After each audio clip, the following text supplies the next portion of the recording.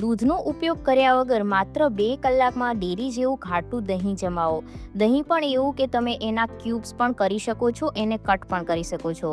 જય શ્રી કૃષ્ણ મિત્રો, આજના વિડીયોમાં હું તમારી સાથે દહીં જમાવવાની બધી જ ટિપ્સ અને ટ્રિક્સ શેર કરીશ.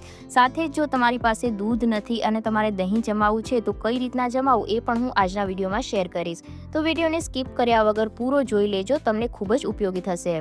તો સૌથી પહેલાં અહીંયા મેં એક તપેલી લઈ લીધી છે, જેની અંદર આપણે લેવાનું છે પાણી. તો અહીંયા મેં 1 ગ્લાસ જેટલું પાણી લીધું છે. આ પાણી 300 ગ્રામ જેટલું છે. હવે જેટલા પ્રમાણમાં તમારે દહીં જમાવવું હોય એટલા પ્રમાણમાં તમારે પાણીનો ઉપયોગ કરવાનો.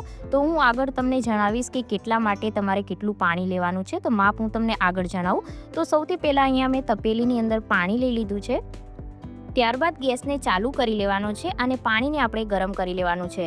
તો પાણીને એકદમ ઉકાળવાનું નથી, આપણે નવશેકું પાણી કરીશું કે આપણે હાથ બોળીએ તો વધારે આપણી આંગળી છે એ બળે નહીં, એટલું પાણી અહીંયા ગરમ કરવાનું છે. ત્યારબાદ હવે અહીંયા મેં પાણીને નીચે લઈ લીધું છે અને ત્યારબાદ હવે આપણને જરૂર પડશે મિલ્ક પાવડરની. હવે તમને થશે કે અહીંયા મિલ્ક પાવડરમાંથી દહીં જમાવવાનું છે, તો બસ હવે આગળ વિડીયો જોવાની શું જરૂર છે. પરંતુ આજે હું તમારી સાથે બધી જ ઉપયોગી ટિપ્સ અને ટ્રિક્સ શેર કરવાની છું, તો વિડીયોને સ્કીપ કર્યા વગર જોઈ લેજો. તો જો અહીંયા મેં 10 વાળા મિલ્ક પાવડર 3 લીધા છે. તમે અહીંયા જેટલા પ્રમાણમાં દહીં જમાવવું હોય એટલા પ્રમાણમાં તમે લઈ શકો છો. ત્યારબાદ આપણે થોડું કરી અને મિલ્ક પાવડરને પાણીની અંદર ઉમેરી લેવાનો છે.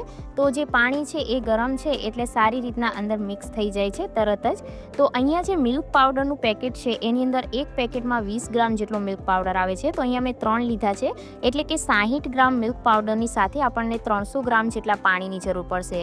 જો તમે 100 ગ્રામ મિલ્ક પાવડર લો તો એની સાથે તમારે 500 ગ્રામ જેટલું પાણી લેવાનું છે. તો જો આ રીતના આપણે બધા જ મિલ્ક પાવડરને એની અંદર ઉમેરી અને સારી રીતના મિક્સ કરી લેવાનું છે. પાણી અને મિલ્ક પાવડરનું પ્રમાણ તમારે ધ્યાનમાં રાખવાનું છે, કારણ કે જો વધારે મિલ્ક પાવડર હશે તો દહીંની અંદર ટેસ્ટ છે એ મિલ્ક પાવડરનો આવશે. તો જો તમારે ડેરી જેવું એકદમ ઘાટું અને મલાઈદાર દહીં જમાવવું છે તો અહીંયા તમારે પ્રમાણમાં થોડું ધ્યાન રાખવાનું. તો જો અહીંયા દૂધ એકદમ સારી રીતના બની ગયું છે. હવે આપણે શું કરવાનું છે કે આને ગેસ ઉપર મૂકી અને આને આપણે એક ઉબાલ આવે ત્યાં સુધી ઉકાળવાનું છે. તો અહીંયા મેં ગેસને ચાલુ કરી લીધો છે અને એના પર આપણે તપેલી છે એને મૂકી દઈએ. તો બહુ વધારે નથી ઉકાળવાનું, ફક્ત એક ઉભરો આવે ત્યાં સુધી આપણે દૂધને ઉકાળીશું. હવે ઘણા લોકો એવું કહેતા હોય છે કે આપણે જ્યારે દહીં જમાવીએ ત્યારે યા તો એને ઓવનમાં મૂકી દેવું જોઈએ, યા તો એને કેસરોલમાં મૂકવાથી દહીં સારું જામે છે. પરંતુ આપણે એ કોઈ પણ વસ્તુ ફોલો અહીંયા નથી કરવાની. ફક્ત આપણે કિચનના કાઉન્ટર ટોપ ઉપર જ મૂકી અને એકદમ સારું એવું દહીં જમાવવાની ટ્રીક જોવાના છીએ. તો જો અહીંયા તમે જોઈ શકતા હશો કે દૂધમાં એક સારો ઉબાલ આવી ગયો છે. હવે આપણે ગેસને છે ને બંધ કરી દઈએ અને હવે આપણે આ દૂધને ઠંડુ થવા દઈએ. હવે અહીંયા તમારે દૂધને ઠંડુ કરવા સમયે ધ્યાન રાખવાનું છે કે એકદમ ઠંડુ નથી કરવાનું. દૂધ આપણે એટલું ઠંડુ કરીશું કે હાથેથી જે આપણે વાસણ છે એને ઉચકી શકાય એટલું દૂધ ગરમ હોવું જોઈએ. નોર્મલ આપણે જ્યારે દૂધમાંથી દહીં બનાવતા હોઈએ ત્યારે પણ આપણે એવું જ કરતા હોઈએ છીએ. શિયાળાની અંદર તો દહીં જમાવવું ખૂબ મુશ્કેલ થતું હોય છે, પણ ઉનાળામાં પણ ઘણા લોકોનું દહીં છે એકદમ ખાટું થઈ જતું હોય છે, દહીંમાંથી પાણી નીકળતું હોય છે. તો જો તમે એક વખત આ રીતના દહીં જમાવી લેશો ને તો એકદમ પરફેક્ટ એવું દહીં જામશે. તો જો અહીંયા કને દૂધ છે એ આપણું ઠંડુ થઈ ગયું છે. ત્યારબાદ હવે આપણે એની અંદર જામણ ઉમેરવાનું છે. તો અહીંયા જામણ ઉમેરવા સમયે એક વાતનું ધ્યાન રાખવાનું કે જામણ છે એ સારી ક્વોલિટીનું હોવું જોઈએ. ઘણા દિવસોનું પડેલું જે જામણ હોય એ તમારે નથી લેવાનું. તો જો અહીંયા મેં 1 ચમચી જેટલું દહીં લીધું છે. હવે અહીંયા કને દહીં છે એ મોડું હોય તો તમે અહીંયા કને 2 ચમચી દહીં પણ લઈ શકો છો. તો આ દહીં થોડું મોડું છે એટલા માટે મેં અહીંયા 2 ચમચી જેટલું જામણ ઉમેરી દીધું છે. તો આને આપણે વિસ્કરની મદદથી પહેલાં સારી રીતના મિક્સ કરી લેવાનું છે. ઘણા લોકો દહીં બનાવવા માટે છાશનો ઉપયોગ પણ કરતા હોય છે, પરંતુ છાશ કરતાં જે આપણે દહીં ઉમેરી એનું દહીં સૌથી વધારે સારું બનતું હોય છે.